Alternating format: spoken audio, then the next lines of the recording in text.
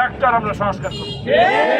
আওয়ামী লীগের দূষণ যেখানে আছে তারা কেউ থাকতে পারবে না।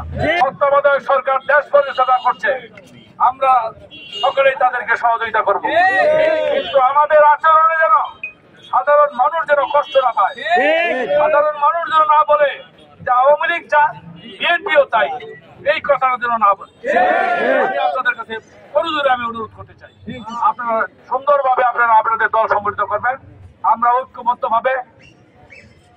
ঐক্যবদ্ধভাবে আছি, আমরা ঐক্যবদ্ধভাবে শেখ হাসিনার বিচার না হওয়া পর্যন্ত এবং আমাদের গণতন্ত্রের ফিরিয়ে না আসা পর্যন্ত আমরা আমাদের আন্দোলন আমরা ঐক্যবদ্ধভাবে চালিয়ে যাব। আমাদের ইন্ধন আছে, তাদেরকে সেই মামলায় অন্তর্ভুক্ত করা হোক।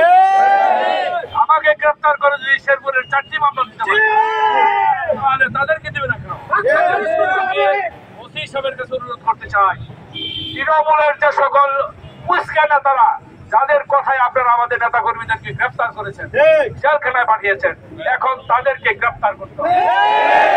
আপনার কাছে আমার অনুরোধ, ইতিমধ্যে আমরা তারিখ আপনার কাছে দেবো। আমরা চাই অচিরে তাদেরকে গ্রেফতার করে উপযুক্ত শাস্তি দেওয়ার জন্য।